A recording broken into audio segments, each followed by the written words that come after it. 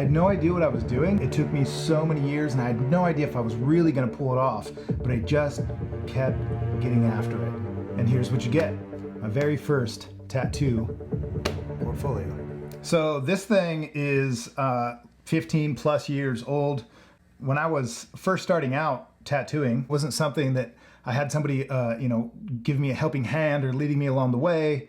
It wasn't something like, that just fell into my lap. Really, long story short, I had to beg and plead people to show me anything. Back then there was no internet, there was internet, but there was no Google searching, there was no images, there was no YouTube, there was no tutorials. I had to learn everything, I guess you could say in a lot of senses, the old school way. The reason I want to show you guys this book actually is because it's an example of when you first start something and you have no idea what you're doing and where to start, you just start. You do what you got to do, you do your best, and you learn along the way. Starting something, you're always gonna suck when you first start. That's something that hangs a lot of people up, is waiting for the right moment to start something and then realizing, hopefully at some point, that there is no right time, there's no better time other than, maybe 10% preparedness and then 90% execution. I think most people are waiting for the opposite. They're 90% prepared and then they feel like they're ready to execute. And that's just absolutely the wrong way to do it. You're gonna waste your whole life waiting to get to something that you've always been wanting to do. And it's gonna take you forever to get it done. And you're never gonna grow, you're never gonna push yourself forward, because if you're always waiting for that moment, that day's never gonna come, because you can always prepare and you can over prepare and you can continue to prepare.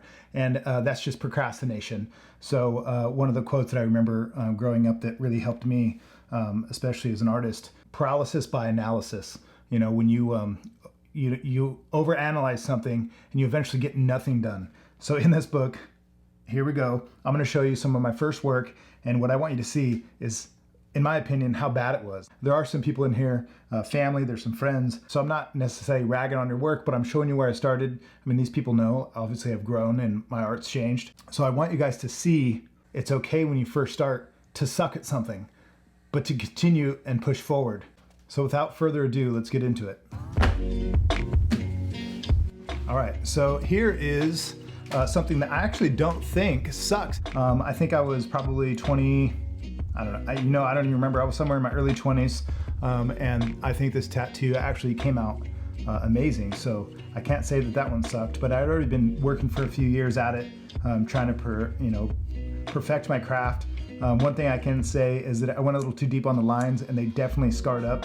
Over time, you can see that the lines were a little heavy. So next, here we go. So this, you can really see some super blurry photos. This was way before we had camera phones and smartphones and internet and all that shit. So this was like literally disposable cameras from Walgreens or Walmart or something. So super blurry photos. The color looks good in this because it was fresh over time, of course. Maybe one day I'll show you guys what that looks like, because I still tattoo this girl. I don't even know what's next. I'm almost kind of worried. Here we go. This is awesome. So, I mean, again, stuff that isn't necessarily by any means fantastic, it's not the worst work in the world, but it's also not the best.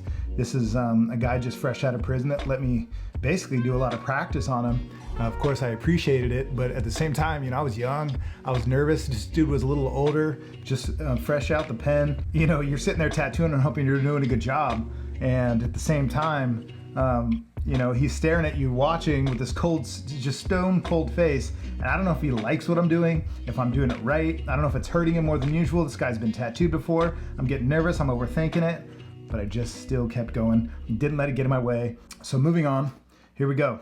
So this is a terrible photo. Again, the cameras back then just sucked, especially if you're using disposable, which is all I had. This literally is the portfolio that I would show to people, letting them know, this is the type of work I do. Anyway, this is just a terrible photo. You can't even really make out what it is.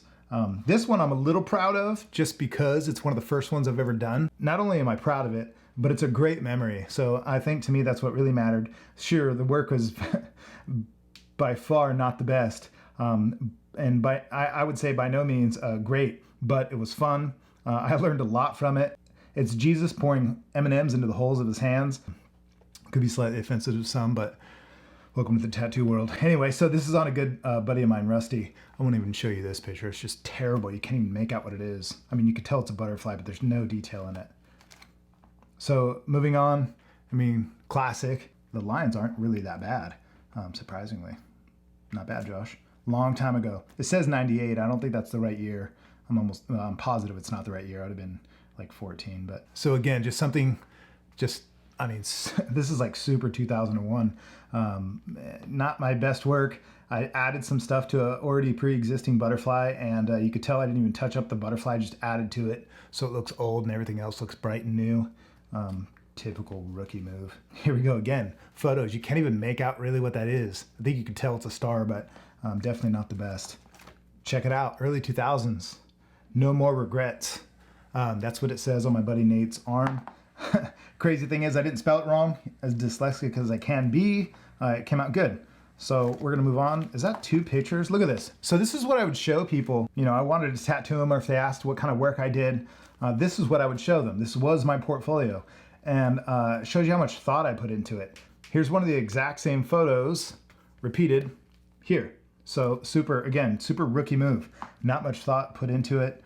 You know, I don't even think I owned a computer or a printer back then. At all, ever in my life. So it wasn't something I was printing out myself. Anyway, not all of my work I don't think was necessarily super terrible. I'm not ragging on all of it being the worst work in the world, but I will say that I've definitely improved, and I hope you can tell that. Here's a really good one. I'm gonna show you guys this one. This is kind of what I really wanted to get to. So at first I gotta apologize to my boy Justin. I'm not meaning to rag on you, bro. This is just the work I did for you. And I just wanna show people, like, if you really look at the lines super close into this, you can really tell just, I mean, how terrible it was. This was one that while I was doing it, I was sweating. I'm not gonna even sugarcoat that at all. I was just getting super nervous because the lines weren't working. Nothing was laying out that I wanted it to. And I just thought, man, what am I doing wrong? I can't figure it out. So I just kept getting after it and getting after it. Over the years, I figured it out. The delicate thing is that tattoos are permanent. So it's not like you can, you know, take it off and redo it, obviously. You know, you got to start somewhere. And I mean, tattooing is one of those things. It's like it really puts you, you know, puts the pressure to you, because you get one chance, you get one try, and they got to live with this forever. So it's very challenging. So if you're ever going to quit, which I'll be honest with you, there was times where I wanted to quit so bad. Really, actually, for the first few years of me tattooing, I probably quit over a dozen times in the first 3 to 5 years. There was times where I put the machine down. I said, I'm never touching this thing again. It was just super difficult. And, you know, sometimes the rewards just didn't show up for a long time. So, you know, it just didn't feel like it was super worth it. But lo and behold, in the end, it was. I'm going to show you guys this one. This is on my sister, so I can rag on her a little bit. Shelly, I love you. So this one here is, man, like I've seen my apprentices over the years do better work than this within, like, I don't know, I would say the first few months of them tattooing. This is me years in, and, you know, I was tattooing quite a bit at this time. And if you look at this up close, like, you know, sorry to say, Shelly, but man, it just looks terrible. It's supposed to be a butterfly. These are like shamrocks, a vine, I guess. Man, it's just whatever. It is what it is, you know? It's just, you got to live with it. All right, so here it is. This is me getting tattooed. I was like 20, early 20s, maybe 19, 20, I think, around that age. And this is Christine Nelson tattooing me in LA. And it was one of the first tattoos I had gotten in a long time. And man, you could just see, look at all that fresh skin. I was just such a baby. So the reason I really wanted to show you guys this is because I just think too many people are too worried about so much preparedness. And I struggle with this all the time. It's something that definitely gets in your way. It's something that holds you back. You don't have to wait for the moment to come where you're fully ready or prepared for something. You know, I've heard from people before, I think the best advice regarding this is, you know, 10% preparation, 90% execution. That's the real education. That's the real growth. That's where, you know, the magic lies for you to get something done and to grow from it, you know, and to learn from it and to move on. And you're going to suck at first. It's normal. You've probably heard all this before, but this is just me. I want to remind you guys that it's okay to suck. I mean, come on. Like, you can't say that some of this in here isn't just terrible. Maybe some of you don't, but I think compared to the stuff that I do today, I will definitely admit most of it is, it's a start, right? It's a start. It's a beginning. I had no idea what I was doing, but I knew that I was going to get after it. It took me so many years, and I had no idea if I was really going to pull it off, but I just kept getting after it. And here's what you get. My very first tattoo portfolio. So thank you guys for watching this. I hope you got something out of it. I wasn't necessarily nervous to share this, but I thought it was important to remind you guys, again, that it's okay to suck at something. Sometimes the journey ahead is a long fucking journey. In this case, years and years and years of failure after failure, trying to learn to get to where I am today. I think it's easy for us all to forget. I still forget when I'm trying something new.